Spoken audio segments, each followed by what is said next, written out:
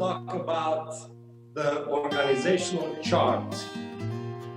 There is not a single MBA program that misses this chart. The chart was developed by McKinsey and it's called the 7S framework. You will have 7 letter S. The 3 of them are above a horizontal line, which are called the hard S's. So the hard S. That's the strategy, the structure, and the system. So we're going to talk about the strategy, the structure of the corporation, and the systems. So when we talk about the strategy, as I mentioned before, one of the things that we should do is assess the current situation. Where are we? The second one would be state where you intend to go. What is your purpose? What are you going to do with the corporation, with the mission? What do you exist for? The third one, state a time frame you want to arrive there. It's very important. Because if you say, all right, I'm aiming to increase the membership of the church to 100 persons, 100 people, but you don't have a time frame. I want to increase the membership of the church to 100 people in what? In 5 years, in 10 years, in a year. So it's important to have to state the time frame you want to arrive there, whichever the goal may be. And then the last one is to come up with a strategy, to pencil in a strategy to make it there.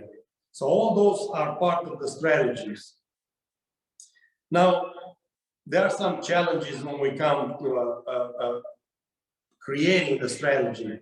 One of the challenges is mapping out this strategy. That means create a time of events, create a timeline of events. Where do you want to be from point A to point B, and kind of mark all the intermediary points. The second challenge is to build valid metrics to measure the progress. So how do we know if we got there, if we achieved those goals, those intermediary goals? So those are challenges. The second S is structure. So we're talking about how a company, a ministry, or any other company is organized. And for a for-profit, you're talking about owners, you talk about investors. If it's publicly traded, you're talking about investors. So you start dealing with the percentage of the shares. Is the owner 51% of the shares? Does he have 51% of the shares? He has the ultimate veto power, so you have to consider that.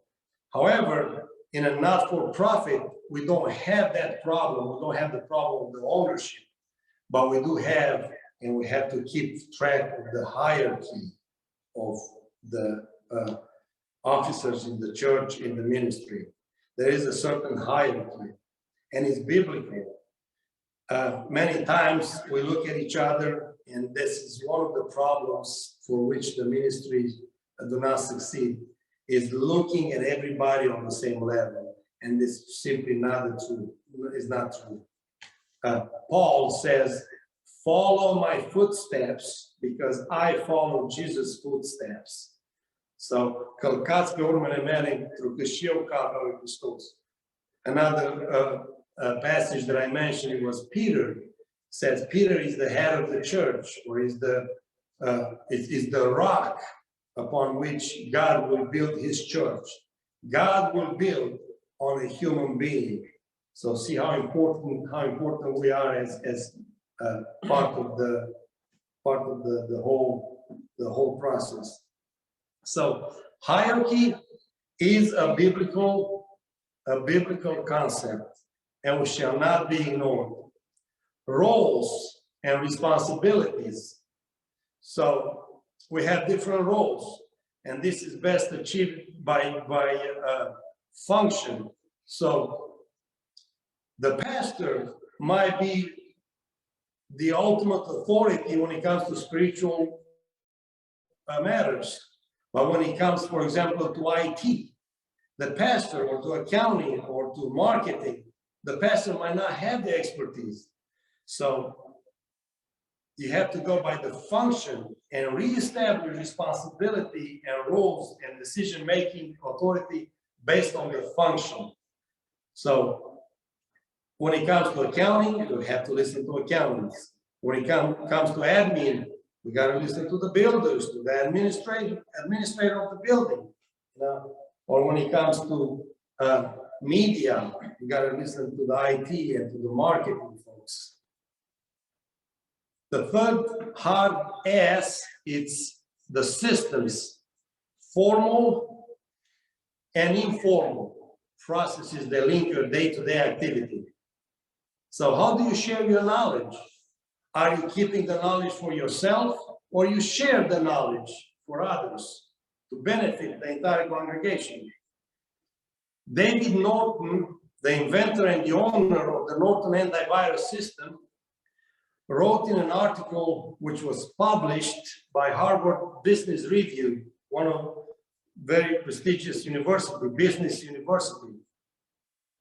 And he said, shift individuals from hoarding, or for hoarding is the same term, to sharing their knowledge. So determine the individual to share their knowledge. And he goes, no asset has greater potential for an organization than the collective knowledge possessed by all employees. It's important to determine, to trigger those guys that they are experts in certain fields to share their knowledge. It says no asset has greater potential for an organization than the collective knowledge that is possessed by the entire group of employees. Skills, we all have different skills. We need to identify what you're best at and promote that activity. An example that stands out is a Walmart or Sam's Club owner, Sam Walton. He actually revolutionized the retail business, and instead of going on an added value, he went back to the manufacturer and says, I want you to create a pair of shoes that I can sell for $10. It's not like, give me a pair of shoes and then I'll add this much profit and we'll go from there. He revolutionized the entire retail business, the entire retail market, when he said, he put a cap, a price, and told the manufacturer to come up with a product that could be sold at that price. So, needless to say, he is the biggest retailer in North America, and Walmart's success basically is attributed to Sam Walton's mentality and to his skills.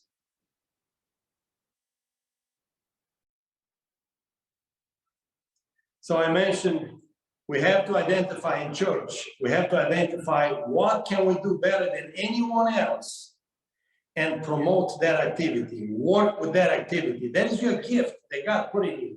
So you have to work with your gift, you have to work with your talent, and you have to build upon that gift. Now, stay in your lane of expertise is very important nowadays, to stay in your lane of expertise. There was an example that Dr. Ted Bray said it better than anybody else, and I'm just trying to recollect it from memory, but it was a great example, saying that the rabbit and the duck, so they start envying each other.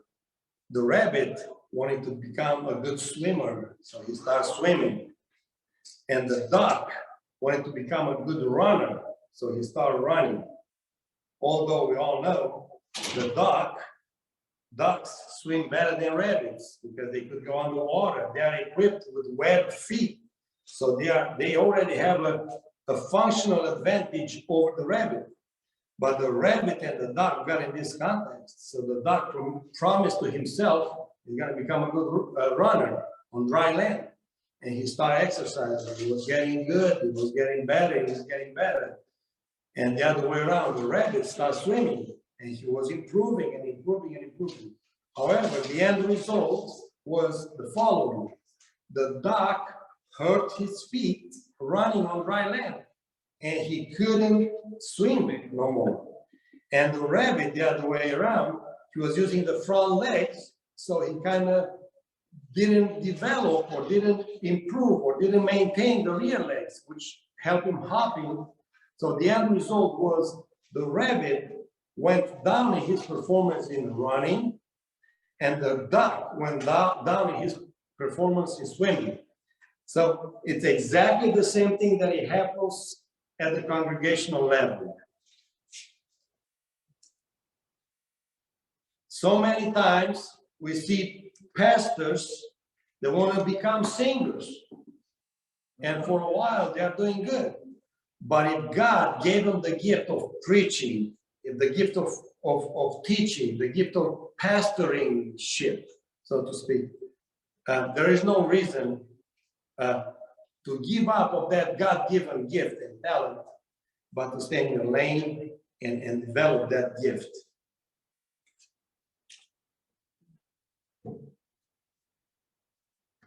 Likewise, we see singers that want to become preachers, and some of them do good, but nevertheless, they will never, if they're not God-given talent, is not preaching, they will never be better than at singing. So it's very important to identify your skill, see what exactly you can do better than anybody else, and promote that activity. Work with that activity, develop that talent that God has given you.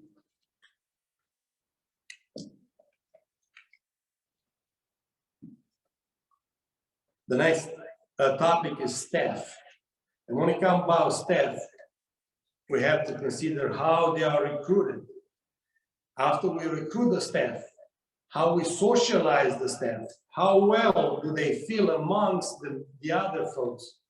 That means socialization. How we develop the staff. Do we offer them enough training to develop and to feel like they're growing? Are we motivating the staff? And then one of the important aspects of the business is to retain the high performer, to retain the staff. What do we do to retain the high performers? Now, styles of leadership. The book says the philosophy of a successful ministry leader will cause others to follow. And I also read somewhere, if you lead and no one is following you, you're not leading, you are taking a walk. So there are different styles of leadership. And when it comes to comparing the leaders, if we don't have metrics in place for successful ministry growth, when it comes to leadership, we do have metrics in place, and they have studies after studies. They look at the big leaders of the United States. It says, what do these guys have in common? And the skill that everybody has in common, or the skill set everybody has in common, that was very, very successful, was humility and zeal. Nothing compares to these two qualities of the Christian leaders: humility and zeal. Consider Billy Graham, for example. By all accounts, Billy Graham was an average speaker. Didn't have anything new to bring to the table, yet because of his leadership style, humble and with zeal, thousands and millions of people followed him and listened to his message. He was one of the most influential leaders of the 20th century that the United States ever had. Of course, there are other authors and book writers that I'm not too familiar with, but the book mentioned Alexander Solzhenitsyn, our brother Rick Warren. Rick Warren, the same thing. I personally listened to him, interviews that he gave left and right, and it strikes me as a normal, strikes me as an average speaker. There are so many other speakers that are more developed and eloquent when it comes to speaking publicly than Rick Warren. Yet, Rick Warren has, and I'm not sure if he still has, but had a crowd, had the biggest church in the United States at one point. And all these specialists and character surveyors attributes his success to humility and zeal. Those two are important. Now, there are some metrics that need to be observed. We need to take a hint of what's going on in the church. And like I open up the discussion with the pain indicators, the same thing, a living organism like the church has some pain indicators. And the book calls them canaries, yeah. And what these canaries are, for folks that remember mining industry, for a long period of time, the coal miners will take that little bird in a cage and go down the mine shaft. The reason being, that bird has some senses that the humans didn't have. So they use that bird for an early indicator of oxygen depletion in the mine. So if a human being thrives around 20% oxygen in the atmosphere and he leaves just fine, 19.5 without problems, when he goes down to 19, start having issues, start becoming sick. The problem is, as soon as the concentration of oxygen goes down to, let's say, 19.8 or so, way above the average, the threshold of a human being, the canary, I'm not sure how to say it right, canary, will become sick and will fall sideways because of the lack of oxygen. So the miners will take hint of that early indicator and will rescue themselves. So they had a predetermined time to clear the mine shaft and get back to oxygen. So the same thing, we as a church might think that everything is kosher, everything is fine, but there are some indicators that we as leaders of the church have to watch out for. And these are the canaries of the church, the indicators of the church. All of a sudden, with no apparent reason, people start withholding their efforts. So folks that were very, very dedicated to the church, to the mission, all of a sudden they start slacking back and they start withholding their effort. That is an early indicator that something has to be done, something is not right. The second indicator is people start gossiping. So there is a shift from praising the mission, from praising the structure, from praising everything that's taking place in the church. People start becoming silent. There is an early indicator there's something wrong. And then when they start gossiping, there is a definitely telltale of a problem there. So those are indicators that we have to watch for. Another indicator is people start questioning the as-is hierarchy. So in some previous slides, we talked about the hierarchy as coming from God. The hierarchy in the church is God's will. God has said for once apostles, teachers, evangelists, prophets, pastors, and so on. So there is a certain hierarchy, not necessarily in that order that I mentioned, but there is a certain hierarchy. And our God is a God of order. So when people in church start questioning the as-is hierarchy, there is an early indication of the shifting culture of the church. Another indicator is people start volunteer less. People start volunteer less. Another one is start praising other structures. Either we like it or not, we are in competition with other churches, with other missions, with other organizations. So this is the nature of the business. Now we are in competition. And when people start praising the competition, there is an early sign that something has shifted in the culture of the church. The next topic is recruiting, motivating, and retaining folks, retaining people. Now, there is a little bit of a difference in optics when it comes to not-for-profit and for-profit. Most of the for-profit, they are looking at you as a means of production, nothing else. The not-for-profit, in the ministry, in a Christian environment, we all have to look at the employees or volunteers as if they were creating the image of God. So every time we look at our fellows that we work with, we have to keep in mind they are all created in the image of God. The second aspect that we have to consider is they're all different. They all have different needs. They all have different emotions, different background.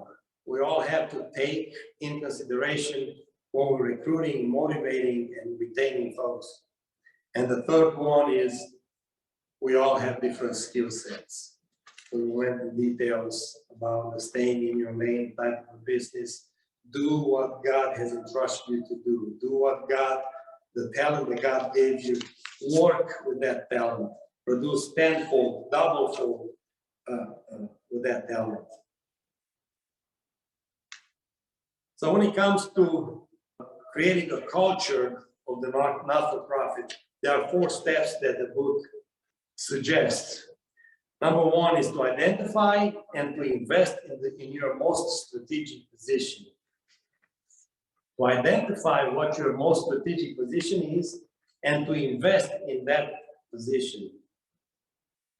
The number 2 is recruit and develop talented staff and volunteers. And I mentioned this once again. It's important that talent to be used in its own expertise lane, not in others. And number 3 is motivate your people to excellence. Motivate your people to excellence. And number 4 is retain your high performers. If you see somebody that is doing good, do everything possible to retain that person in that particular position. One at a time, identify and invest in your most strategic position. We all live in America, and when it comes to examples, most of the American examples is coming from sports, and it's biblical, it's okay. Paul has brought up the Olympics and the runners and the fighters in his examples, and it's okay for America, which are consumed by their American football, about 6 months a year, it's okay to bring back examples from football. So when it comes to football, one of the most important positions is the quarterback. The quarterback is the guy that starts every game, every pass originates with the quarterback. He is obviously his payroll. It's an important position, and he's more important than the cornerback, for example. The quarterback is the guy that stands in the corner, which he may receive the ball, he may not.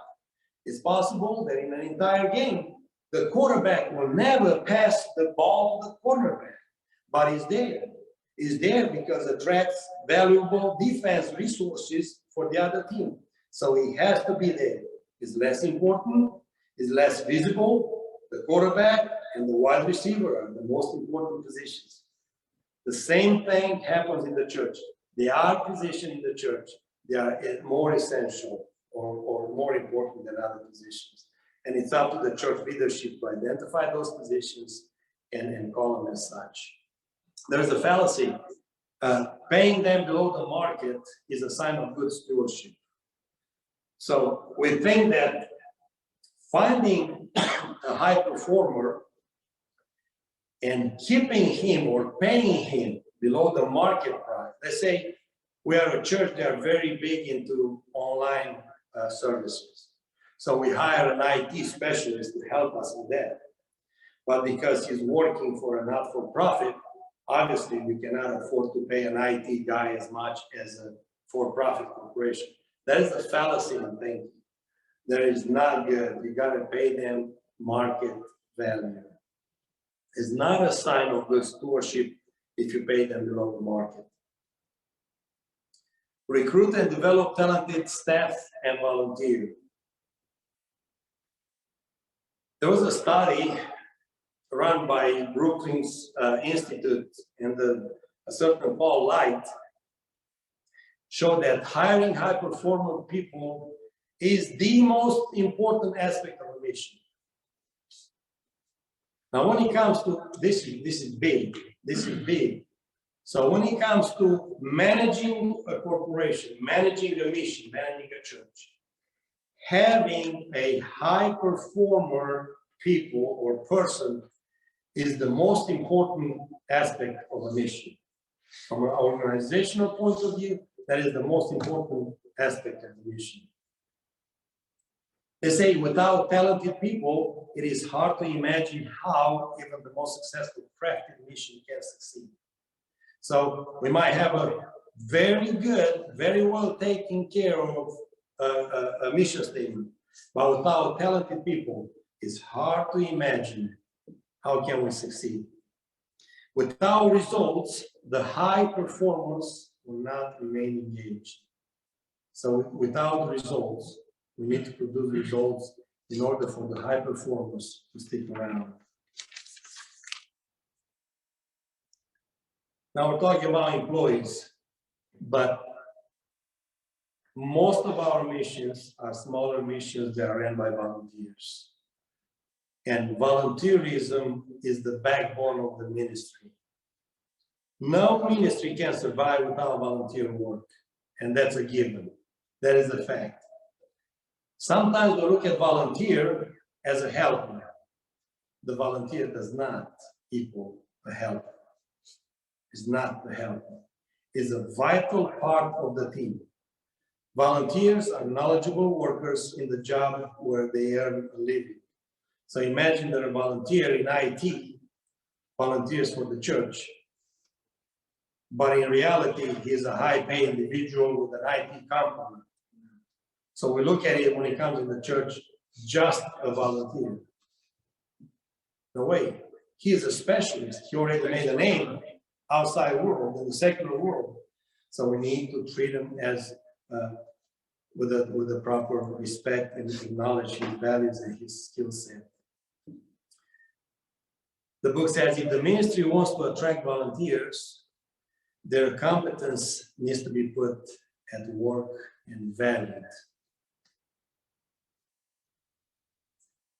One example about the volunteer and how a church deals with the volunteers is the Saddleback Church. They have created a steady pipeline of volunteers, which is achieved by a training progression that is put in place. So when you volunteer for the first time, you enter into a membership class. After you absolve, after you graduate the membership class, they will put you in a maturity class.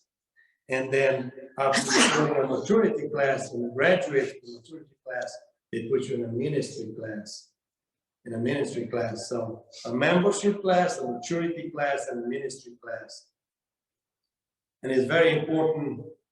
The next statement is get the volunteers involved in meaningful ministry before their enthusiasm wanes, before the enthusiasm shades off, goes away. There is an initial enthusiasm when somebody associates himself with the ministry. Get them involved in meaningful ministry before that enthusiasm goes away. It's very important. So effective way to retain volunteers, recognize their expertise, and use them in training of the newcomers. So the Saddleback Church a steady pipeline. As soon as they graduate to these 3 classes, some of them go in ministry work and start ministering in the church. Others turn back and start training the other freshmen into the membership class. And so it's created a steady pipeline of volunteers. It's a good example. Surround the volunteers with warm and good relationships. Good relation. The book says when the honeymoon of volunteerism ends and serving starts to feel like work, relationships become key to retention. So I talked about the initial enthusiasm. They call it the honeymoon. So when that honeymoon ends and serving every day starts feeling like work, relationship is what saves that person. Relationship becomes key to retention, to keeping. Create metrics for performance standards. That's easier said than done. Give feedback, and very important, if you're in charge of a mission and you have somebody under you, praise publicly and criticize privately. Very important. Praise publicly and criticize privately. Paid staff, a few words about the paid staff, although most of us, we don't have paid staff, or if we do, we have it at a minimum. There is a saying that people hire in a company and they quit a boss. And there are 2 theories around. There is the expectancy theory and the equity theory. So what they talk about expectancy theory. So some people might be attracted by a competitive salary, but not only by a competitive salary. For example, if somebody has retired from another company and feels like helping out and getting another job, he will most likely, he already have some sort of retirement plan. He wants to help out. So he might value time off rather than the salary, a competitive salary. Or he might offer or be intrigued by an office, sizable office, a big office or so. The choice of projects. He comes in and associates himself with the ministry and he chooses which projects to work on. All those are incentives. So those are part of what they call expectancy theory. Public recognition. Most of the people like the public recognition. They do some good. Not to be acknowledged publicly. More autonomy. In other words, I don't want to depend on somebody else. I want to create my own schedule. I don't want to be, asked to be at 8 o'clock to 1600 every day. So more autonomy, work from home, and so on and so forth. Those are expectancy, all part of the expectancy theory. The equity theory requires that the paid staff is paid according to their work output, and this is the most important thing. It doesn't matter if you hire somebody and you pay him. The first thing that you have to look at is their work output. Do they produce something? Do they produce enough? Of course, the other ones are important. They gotta have the proper education. They gotta have that zeal that I was talking about. They have that contagious, uplifting spirit. And of course, their experience has to be valued as well. Now, a few words about retaining your high performers. Also applies to the paid staff. What do paid employees leave ministry? There's a question. If they get paid, why do they leave ministry? And the study that the book offers is not because of the below market pay, which often happens for a not-for-profit, but they do not leave because of the below market pay. And contrary to the popular belief, is not because of their work overload. Most of the people that leave a ministry, paid employee, they cite the reason of leaving because of the lack of growing opportunity, no clear path forward. They feel like they hit the ceiling and there's nowhere to go. It might be a valid assessment or might be a false perceived assessment. The second reason they leave a ministry is because of lack of appreciation. Because of lack of appreciation.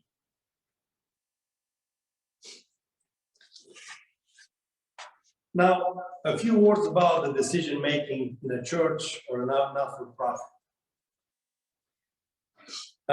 Given the information overload and the complex and dynamic changes around us, we often fail to analyze the situation, but instead we are using mental shortcuts. They're called heuristics. Now, when it comes to heuristics, they're not all bad.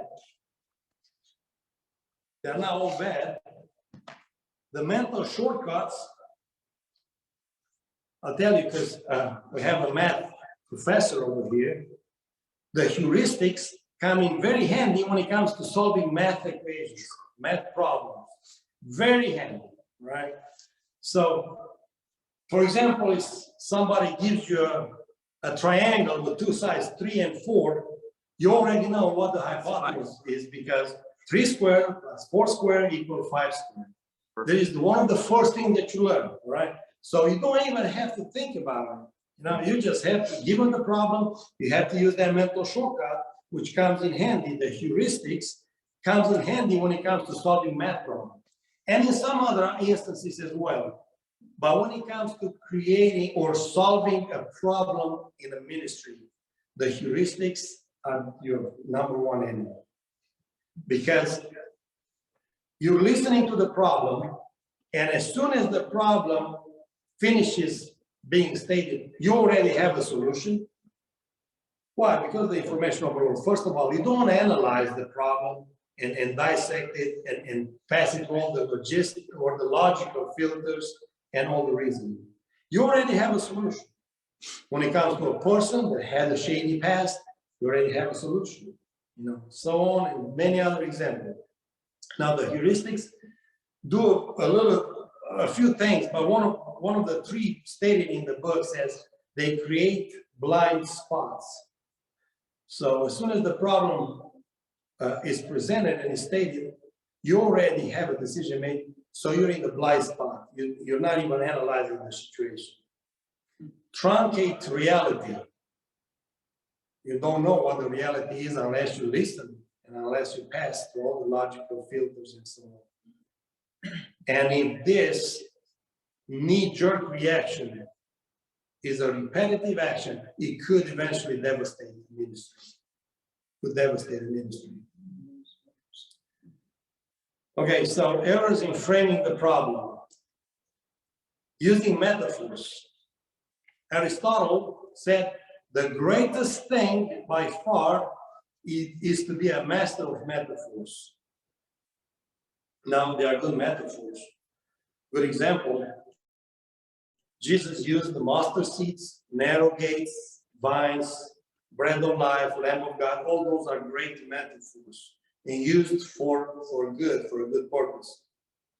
But there is another set of metaphors. I want to read you a story from a business environment. It says, just one word being changed, it makes a lot of difference. So probably I'll summarize because the reading is rather long. I don't want to take too much of your time. But there are 2 companies in competition with each other. And they both work towards developing a product. But neither one is quite there, the product. So this individual belonging to company number A walks in a hotel room, and somewhere in the a presentation room, there is a business meeting, and it's set up as a future business tomorrow morning get together, and he sees on every table a folder saying, or a binder saying strictly confidential. Say, do not be used for people outside of this company. So he recognizes the company, he recognizes as being their competitor, and also he recognizes because on the page, there's the product that both of them compete to get it. So, because it's a warning on the page, what is morally sound? The first, and this was given by to a group of students, and they use the word, your company is at war with the other competition. What would you do? And because the company is at war with the other competition, 40% of the students said that it's morally okay to open up the binder and look what's inside, right? Now, they rephrase the problem and they say, your company is in a race with the competitor. Your company is in a race with the competitor. When they change that word at war with in a race, only 20% of the students said that it's okay and it's morally okay. Christian students, it's morally okay to open up the binder and look inside. Right? So it matters how you phrase the problem, how you frame the problem. So there are several possibilities of misframing a problem. Representativeness bias, stereotyping and profiling. And we as Romanians, we are very stereotyping and very profiling, myself included. The example of the book says you're invited to some sort of outreach, and the preacher is preacher's picture is on the first page, and you observe that the preacher is a short sleeve and his old tattoos all over. Looks like blue jeans, tennis shoes, you know.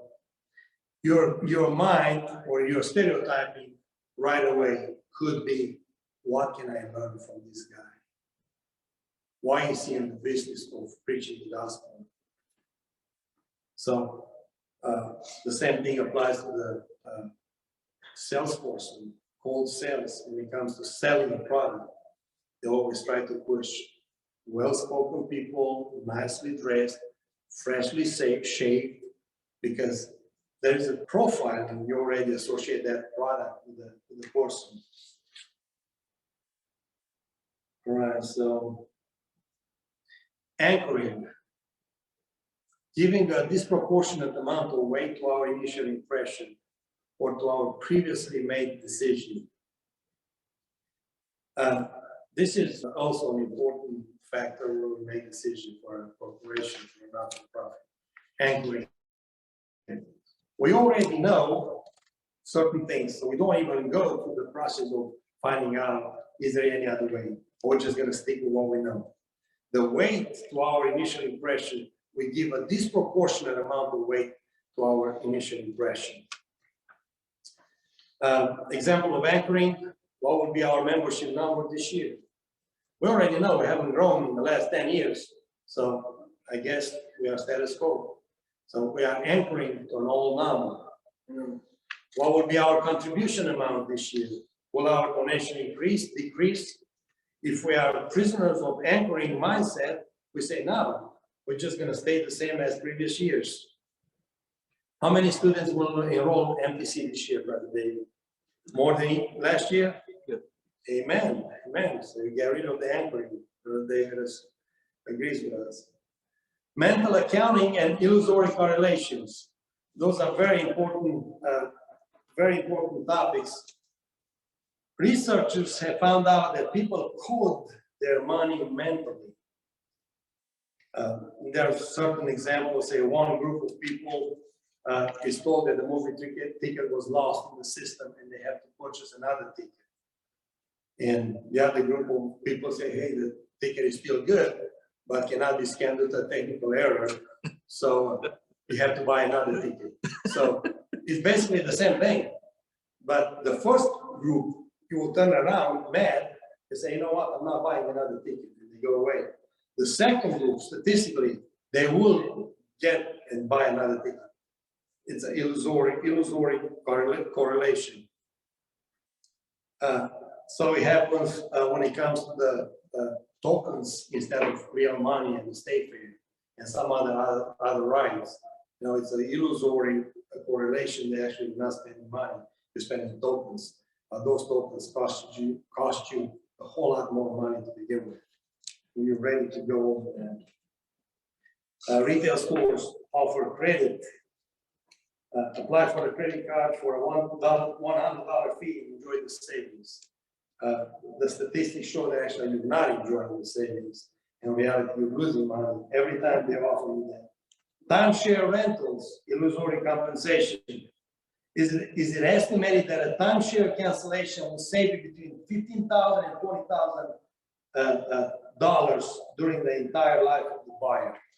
So, VRBO and other rental reservation sites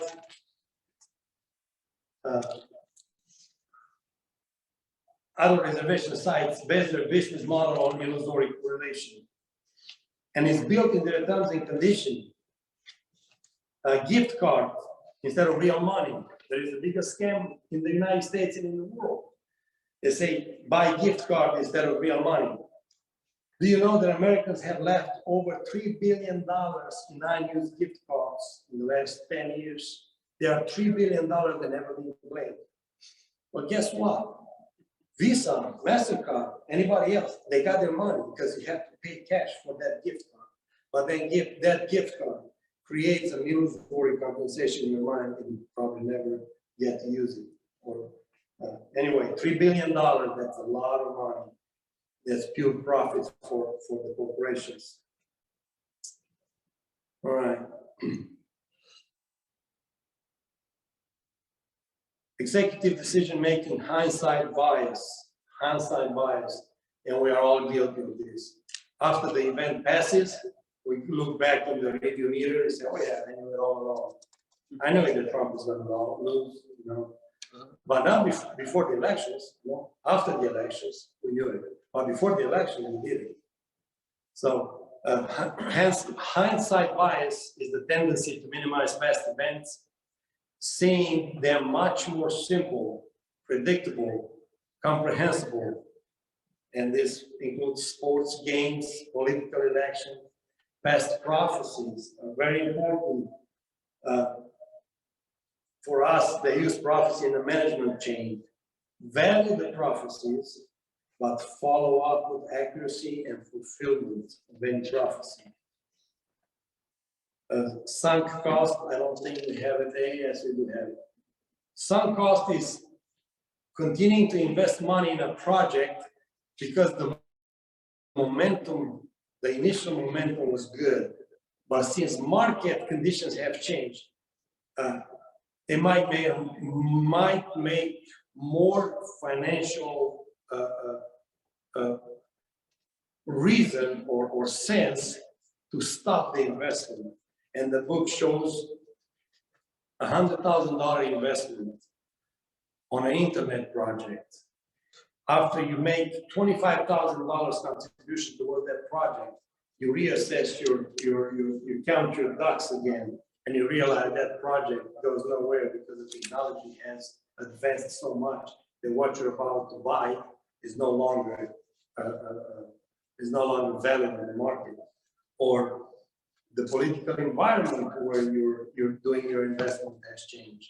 You want to do a mission in Africa, in a country that initially was a free country, but now is overrun by terrorism. So makes financial sense to stop your investment if you see no clear path forward. We have to recognize and combat decision-making bias, emotion, heuristics, personal pressure. The pilots, it's a good example, use a checklist no matter how often they fly. So we should not take shortcuts. If the pilots use a checklist every time they fly, we should analyze every situation and eliminate bias. Promote accountability and critical thinking. Very important when it comes to financial decision. Compel reason and hold decision makers accountable. And then encourage logic-based debates before big decision. Encourage logic-based debates before big decision. Bonaparte said the following: those who failed to oppose me, who readily agreed with me, accepted all my views, and yielded easily to my opinions, were those who did me the most injury and my worst enemies. Because by surrendering to me so easily, they encouraged me to go too far. So it's important to encourage logic-based decision before making any decisions. Very important solution, one part of the solution is write down each resolution. Every time you meet and come up with a resolution, write it down. I cannot stress this enough. Meeting minutes are just as important as the certificate of formation or the bylaw. Every time you go to a bank, apply for a loan, apply to open up an account, you know what they ask you about? They'll eventually ask you about the bylaw. They'll eventually ask you about the certificate of formation. But one document they will ask you about and they will read in front of you is the meeting minutes that prompted you to open up another account. It's just as important as the certificate of formation and the bylaw. So every time you meet and come up with a resolution, they have something to do with management of the company, financial issues.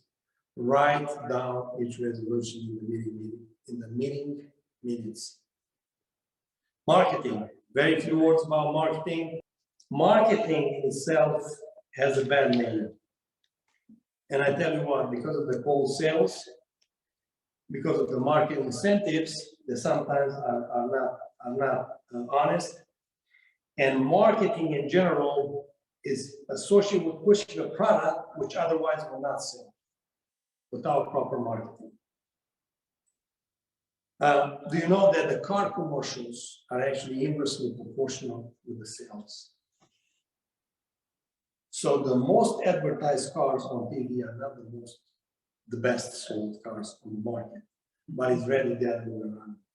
So if you look back for about 10 years in the row, the best selling car in the United States, small car, is Toyota Camry, followed by Toyota Corolla, followed by Honda Civic. The guys that actually follow statistics look at these two cars and said that the least advertised cars in the United States.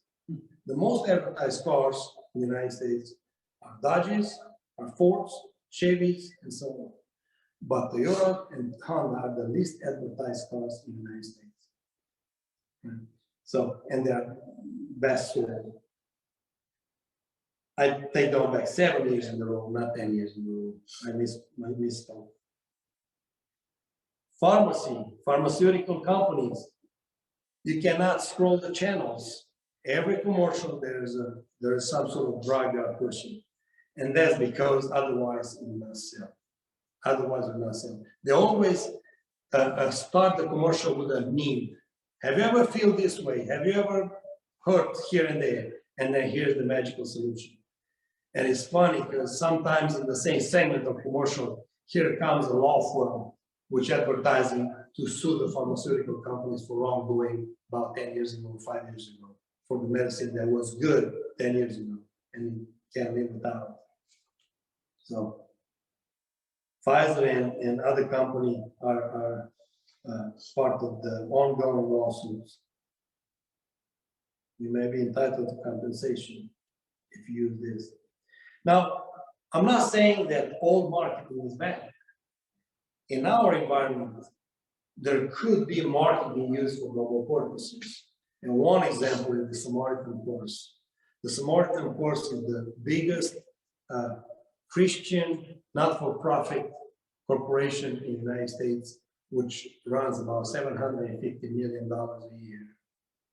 And you know that if you give money to Samaritan Purse, they do in fact reach Africa and other remote places on the earth. The church has a hierarchy.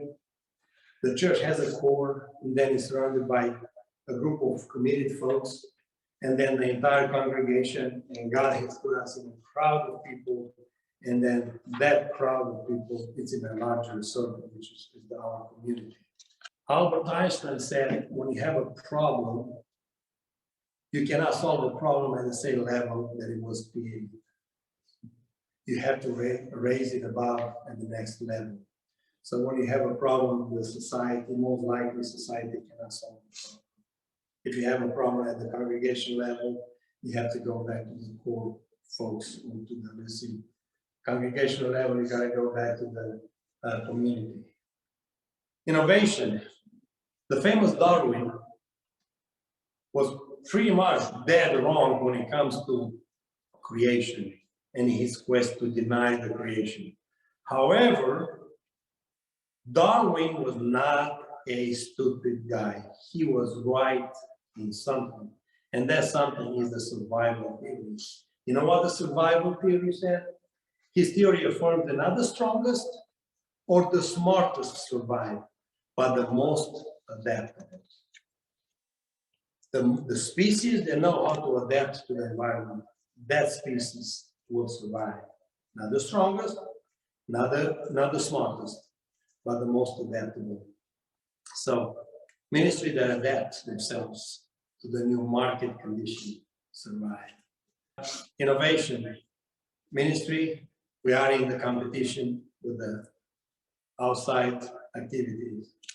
We cannot be in two places at once. There is a need for entertainment, shopping, eating out, vacation, friends gathering. Those ministries, they know how to incorporate these elements into the ministry and kind of combine their time. You don't have time to do all this and be full-time minister. You just don't. You either choose between one or another. But the ministries, they manage to incorporate these activities, which are good activities in nature. Right? Innovation means also to collect information from the collaborators and from the competition alike. Beware of the context.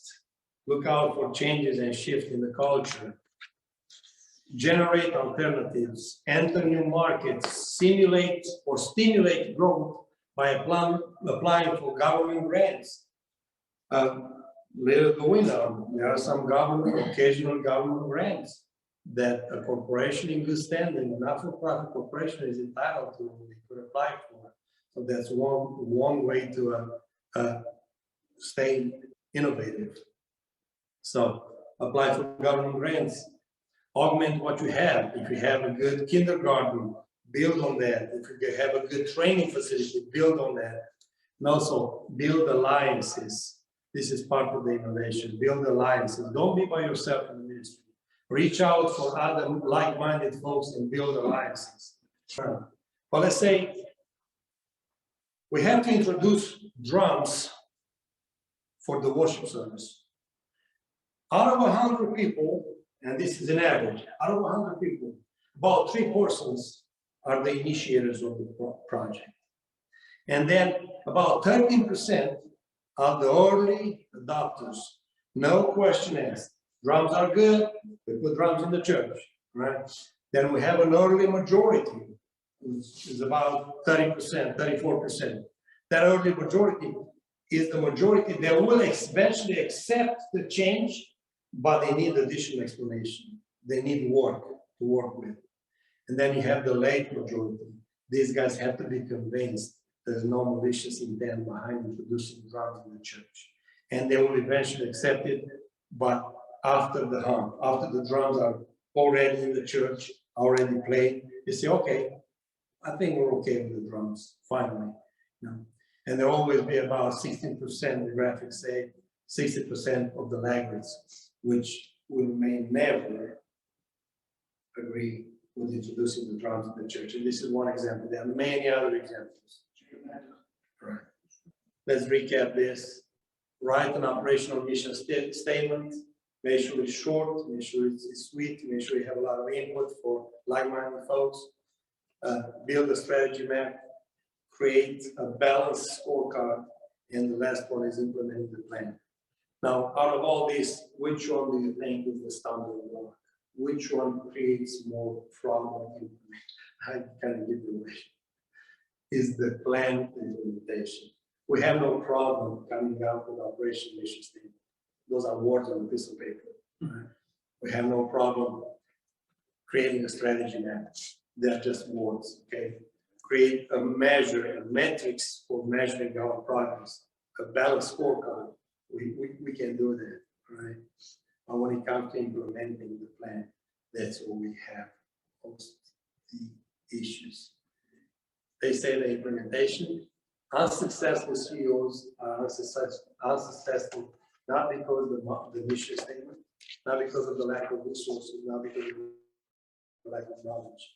They might have proper money, they might have a good mission statement, you know, we go. They might have knowledgeable people around them, but they do not get things done due to indecisiveness or poor execution. They just can't bring themselves to go forward and do something, do it. I like the word scripture written in Proverbs 24:10. It says, hard work leads to profit, but mere talk leads to poverty. Mere talk leads to poverty. So it's good to have a plan, it's good to have a strategy map, metrics to measure all this, but we have to put that in work. There's an example of the Gantt chart. A lot of people, myself included, use this on a daily basis. It's done in Microsoft Project for people that are familiar with it. You list your tasks on the left and you say, okay, I'm allowing 6 months for this task or 3 months for this task to complete. So you start typing in, I'm going to start task number 1 in this date and I'm allowing it for 5 days. And it populates that little graph and creates a nice chart going forward. And it's used for visual presentation of what you have. And as soon as you finish something, the status on the right, you just put an X and you know where you're at any given time. Are you behind the schedule or are you ahead of the schedule? So that's one graphical representation of Gantt chart.